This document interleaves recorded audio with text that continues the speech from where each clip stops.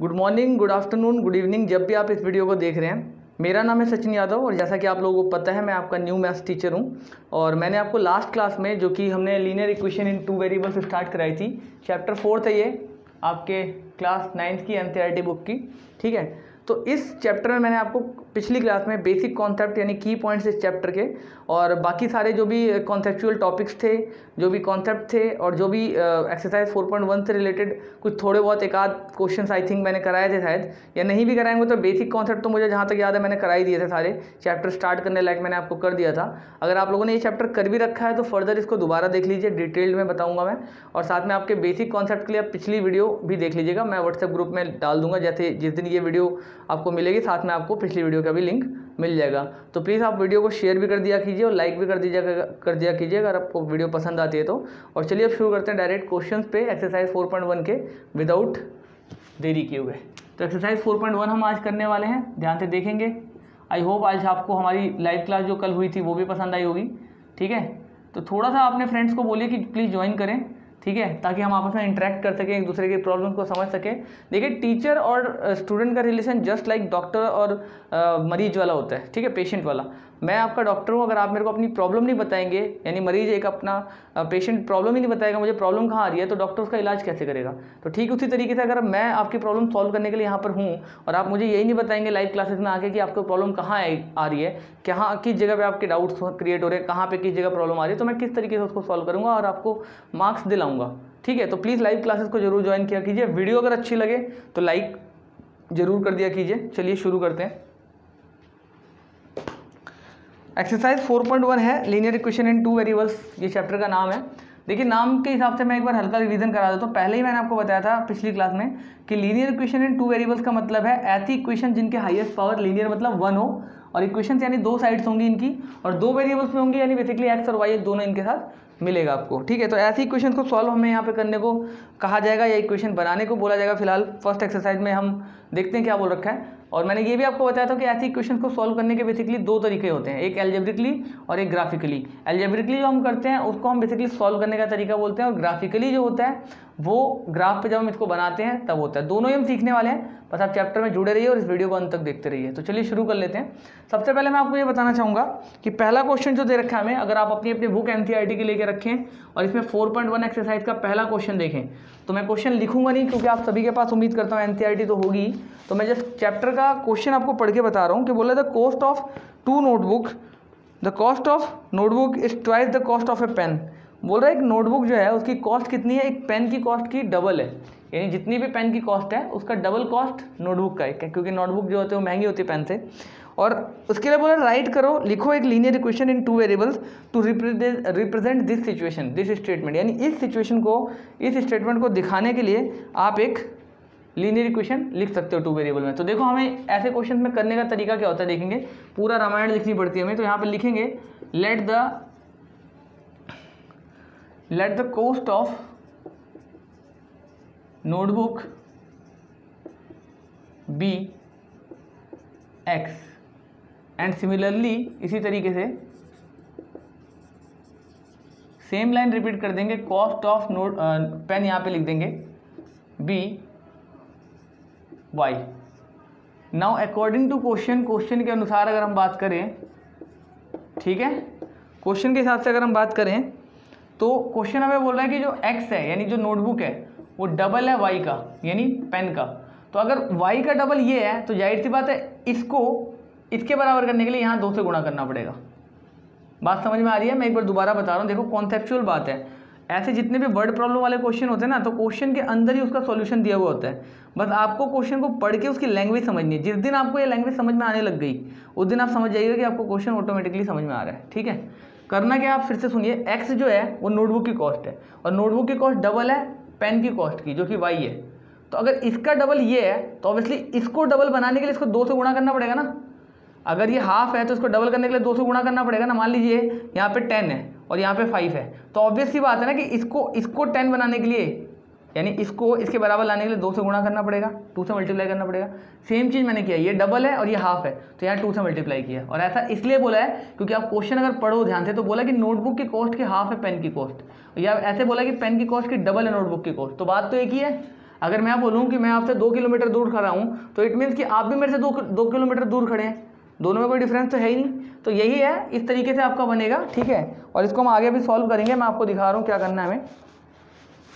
ये मैं तो जस्ट आपको समझाने के लिए लिखा था। तो अब क्या होगा कि जो y जो है वो पेन की कॉस्ट है, तो y को लिख लीजिए यहाँ पे इस तरीके से, ठीक है। थोड़ा हल्का दिखाई पड़ रहा है, देखिए यहाँ पे y लिख लीजिए, ठीक है। एक सेकेंड होल्ड कीजिएगा। y आपने यहाँ पे लिख लिया। y लिखने के बाद जो x है और जो y है, इनमें डिफरेंस क्या है कि y जो है वो इसका हाफ है और ये डबल है। तो इसको डबल करने के लिए, y को डबल करने के लिए यहाँ पे डबल के लिए 2 से गुणा कर दीजिए। x minus 2y is equal to कितना आ जाएगा, 0, क्योंकि y इधर 2y इधर आके माइनस हो जाएगा। तो ये बन गया आपकी लीनियर इक्वेशन इन 2 वेरिएबल। और मैंने आपको बताया था, अगर नहीं भी बताया तो एक बार दोबारा सुन लीजिए, कि जो स्टैंडर्ड फॉर्म होती है लीनियर इक्वेशन की, वो होती है ax plus by plus c equals to 0, जिसमें यहाँ प्लस माइनस हो सकता है, ठीक है। और इसमें a, b और c जो होते हैं वो कांस्टेंट टर्म होते हैं, यानी नंबर्स होते हैं, और x और y जो होते हैं वो वेरिएबल होते हैं, जिनकी वैल्यूज चेंज होती रहती है, यानी ये अल्फ़ाबेट्स होते हैं, ठीक है। तो मेरे कहने का मतलब इतना है कि यहाँ पर आप अगर देखेंगे तो c तो गायब है, कांस्टेंट टर्म तो है ही नहीं। अगर हम कंपेयर करें, अगर हम इस तरीके से लिखें, प्लस तो है नहीं इस क्वेश्चन में, मैं इसको यहाँ पे कंपेयर करके आपको बता रहा हूँ ए बी सी की वैल्यू निकालना भी, क्योंकि हमारे जो आगे क्वेश्चन है वो कुछ इसी तरीके से ए बी सी की वैल्यूज निकालने के लिए बोलेगा, ठीक है। तो यहाँ पर हमको दे रखा -2y, अभी हमने निकाला ना यहाँ पे -2y, यहाँ पे देखा -2y, और यहाँ c की वैल्यू है नहीं तो c को ले लेंगे 0, ठीक है, इस तरीके से। तो अगर हम कंपेयर करें तो x के आगे कितना है, 1 है, b की वैल्यू यहाँ से कितनी निकल जाएगी, -2, a की वैल्यू कितनी निकल जाएगी, 1, और c की वैल्यू तो 0 है ही।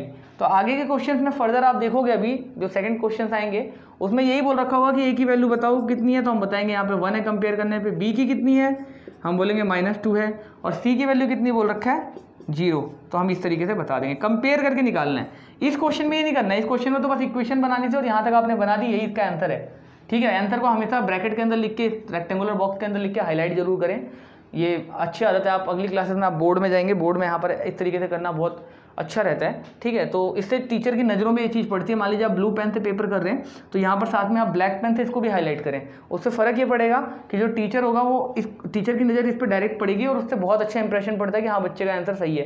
क्योंकि बोर्ड के पेपर में टीचर के पास पहले से नोट एक बुकलेट होती है जिसमें आंसर लिखे होते हैं, तो अगर आपका आंसर पर डायरेक्ट नज़र पड़ती है उसकी और वो समझेगा कि आंसर सही है तो एक तरीके से अच्छा इंप्रेशन पड़ता है, आपके मार्क्स बढ़ने के चांसेस बढ़ जाते हैं, ठीक है। तो ये पहला क्वेश्चन था जिसमें इस तरीके से इक्वेशन बनी कि नोटबुक की कॉस्ट डबल है और इसकी y की जो है वो मतलब पेन की हाफ कॉस्ट है, तो हाफ से इसको बराबर करने के लिए हमें डबल से मल्टीप्लाई करना पड़ा, 2 से मल्टीप्लाई। तो जब 2 से मल्टीप्लाई किया तो ये इसके बराबर हो गया, इसको हम इधर ले आए और इक्वल टू 0, फिर हमने कंपेयर किया, ABC की वैल्यू निकाली। हमें यहीं तक बनाना था सिर्फ एल्जेब्रिकली, अभी करना था, ग्राफिकली अभी नहीं करना है, ग्राफ ड्रॉ नहीं करना है, वो हम आगे फर्दर सीखेंगे, ठीक है।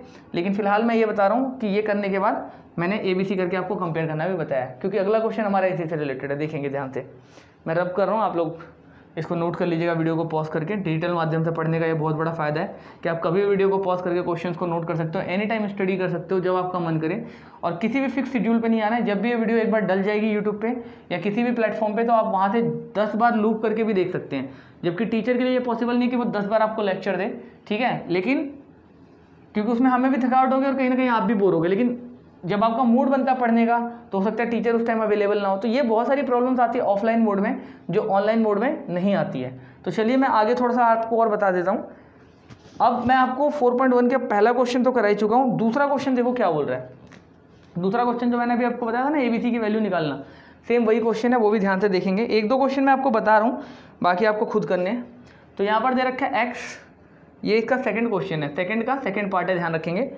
x माइनस y अपॉन में 5, जो मुश्किल लग रहे हो मैं करा दे रहा हूँ, बाकी आपको करने हैं, -10 इक्वल्स टू 0।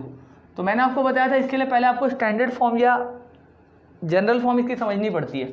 तो मैंने आपको पहले भी बताया और अभी भी बता रहा हूँ, पिछले क्वेश्चन में बताया था जनरल फॉर्म या स्टैंडर्ड फॉर्म क्या होती है।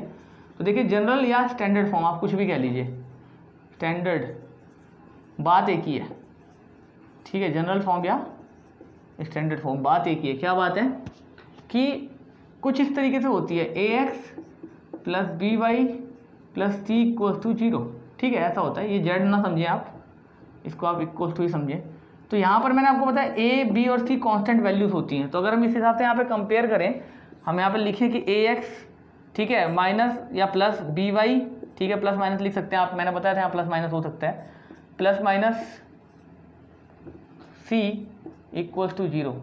तो अब अगर हम साफ साफ कंपेयर करें तो मैंने बताया एक्स के आगे 1 है तो ए की वैल्यू कितनी निकल गई कंपेयर करने पे 1। बी की वैल्यू कितनी निकल गई, यहाँ माइनस है, ठीक है, बी की वैल्यू हिसाब से कितना आ जाएगी, यहाँ 1 है तो माइनस का 1/5, ठीक है, -1/5 बी की वैल्यू निकली, ठीक है, ध्यान रखेंगे इस बात को। और सी की वैल्यू कितनी निकली कंपेयर करने पे साफ पता चल रहा है, सी की वैल्यू कितनी निकली -10, ठीक है, तो ये भी सी की वैल्यू निकल गई।